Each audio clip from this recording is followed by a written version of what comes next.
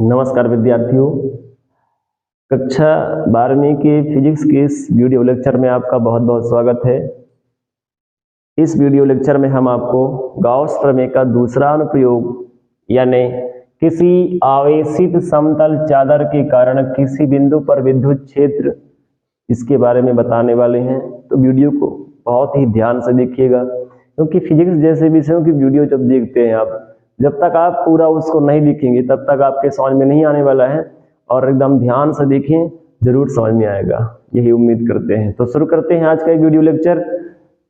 आपसे एक रिक्वेस्ट है कि आप वीडियो देखते हैं लेकिन वीडियो को शेयर नहीं करते हैं, लाइक नहीं करते हैं, तो इस चीज को ध्यान दीजिए, क्योंकि कोई मेहनत से वीडियो अगर बना रहा है तो आप 1 सेकंड उसको जरूर दे सकते हैं और देना चाहिए।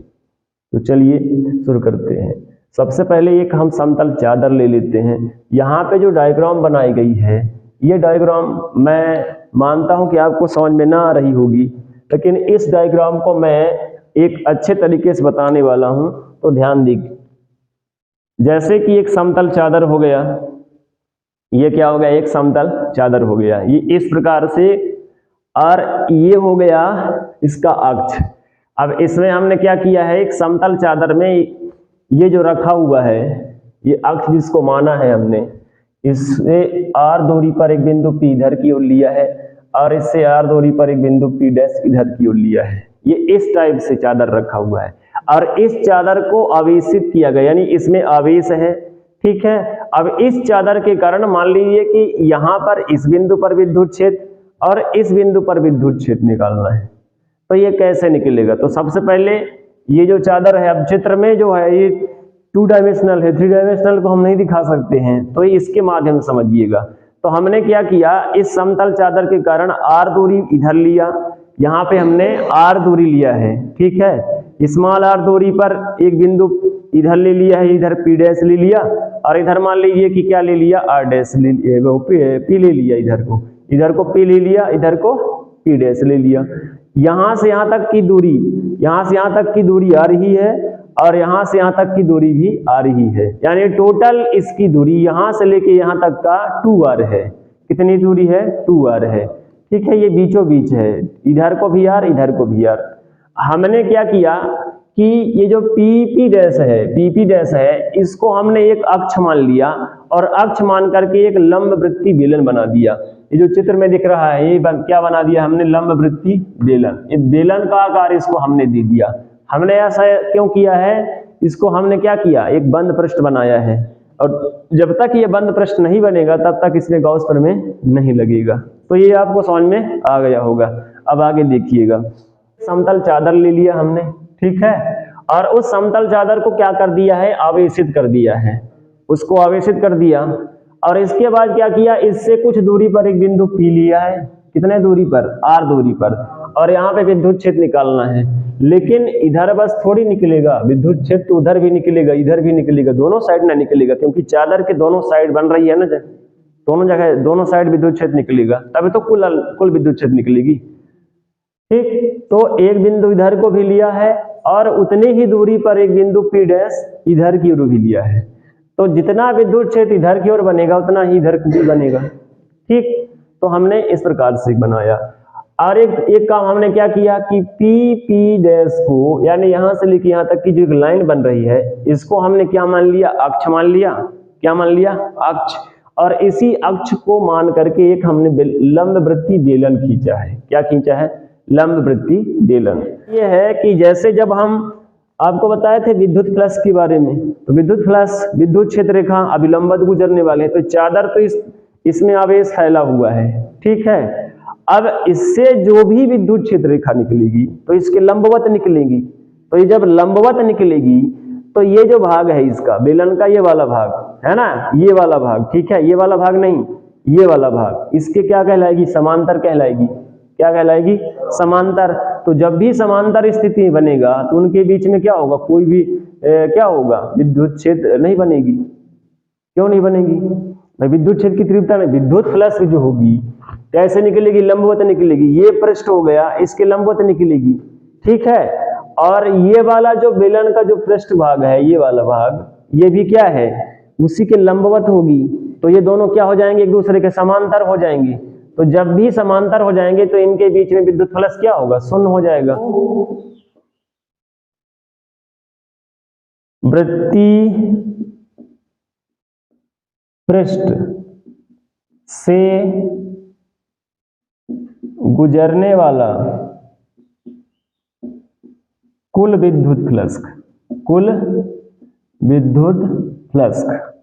तो वृत्तीय पृष्ठ जो है आपका, एक ये वाला और एक ये वाला, इन दोनों वृत्तीय पृष्ठों से गुजरने वाला कुल विद्युत फ्लक्स क्या हो जाएगा, कुल विद्युत फ्लक्स फाई ई बराबर, देखो यहाँ पे ई ए होगा और यहाँ पे भी ई ए होगा। अब आप कहेंगे सर ये ई ए दो बार क्यों लिख दिए। देखो इसके पहले हम क्या लेते थे बेटा, ईडीएस, ठीक है। तो वहां पे एक अल्प अवयव लेते थे ना, डीएस, एक छोटा सा टुकड़ा लेते थे अवयव अल्पांश।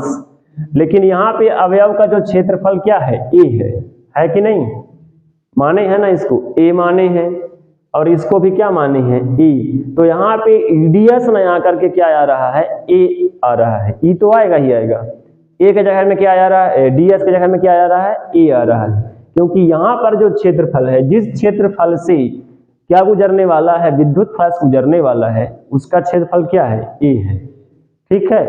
इसका भी ए है, इसका भी ए है, और दोनों जगह से गुजरेगा, इधर से भी विद्युत फ्लक्स गुजरेगा और इधर से भी गुजरेगा, तो दोनों को जोड़ के लिखा जा रहा है, ठीक है। तो कुल मिला के क्या हो जाएगी, यहाँ पे फाई ई बराबर 2EA, वही चीज है, जुड़ जाएगा, ठीक है। क्या हो जाएगा, 2EA, और इसको समीकरण पहला मान लीजिएगा, इसको समीकरण पहला मान लीजिएगा। इसके बाद आपको क्या लगाना है, यहाँ पे गाउस प्रमेय लगाना है, ठीक है। इसके बाद क्या लगाना है, गाउस प्रमेय। तो यहाँ पे गाउस प्रमेय लगा दीजिए।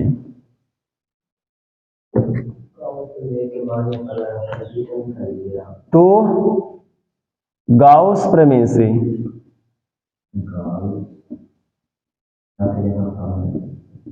गाउस प्रमेय से क्या हो जाएगी, फाई ई बराबर क्या होती है, क्यू अपान एप्सिलॉन जीरो, होती है कि नहीं होती है, क्यू अपान एप्सिलॉन जीरो।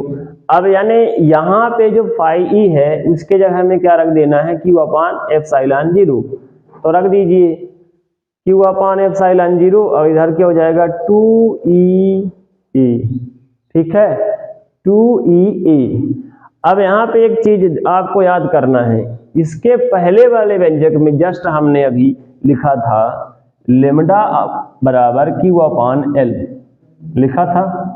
ये क्या था, रैखिक आवेश घनत्व, क्या था, रैखिक आवेश घनत्व, ठीक है। और इसी प्रकार से होती है सिग्मा बराबर क्यू अपान ए, इसको हमने वहां पे गलती से लिख भी लिया था, ठीक है, ए लिख लिया था वहां पे, ठीक है। तो ये क्या होता है, पृष्ठीय आवेश घनत्व, ये क्या होती है, पृष्ठीय आवेश घनत्व। यानी यहाँ पे जो ये पृष्ठ जो बनेगा, उस पृष्ठ पर आवेश का घनत्व कितना होगा, ठीक है, वो कितना होगा, वो आवेश बटा क्षेत्रफल, जितना क्षेत्रफल होगा और उस पर जितना आवेश होगा वही उसका पृष्ठीय आवेश घनत्व होगा, ठीक है। तो यहाँ पे आपको क्या करना है, इसको थोड़ा क्या करना है, इधर ले आना है, इधर को क्या बचेगी, क्यू बचेगी, ठीक है। इस बात को हम इस प्रकार से लिख देते हैं, परंतु सिग्मा बराबर क्या होती है, क्यू अपान ए, ये क्या होती है, पृष्ठीय आवेश घनत्व, आवेश घनत्व होती है कि नहीं होती है, ठीक है। और इसको आप समीकरण 2 मान लीजिए तो ठीक रहेगा, फिर मान रख देंगे इसमें, ठीक है। तो यहां पे इस चीज को हम क्या करते हैं, इस चीज क्या करते हैं, इसमें हमको Q का मान चाहिए, याद रखिएगा। तो Q का मान चाहिए तो क्या कर लेंगे, इसको A को इधर ले आएंगे तो हो जाएगा सिग्मा A, ठीक है, इधर को हो जाएगा Q, ठीक है। अब Q की जगह में क्या रख देंगे, सिग्मा A, ठीक है, सिग्मा E। ठीक है, तो इसको यहां पे लिख देते हैं। ठीक,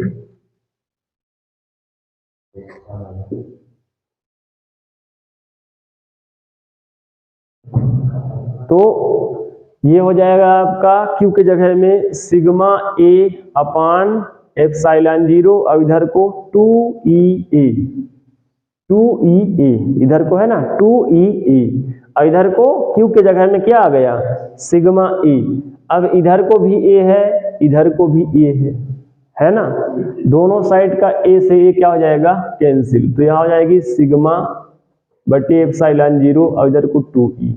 अब हमको चाहिए क्या, E चाहिए, क्या चाहिए E चाहिए ना हमको, तो हम क्या करते हैं E को छोड़ के पक्षांतरण, तो ये हो जाएगा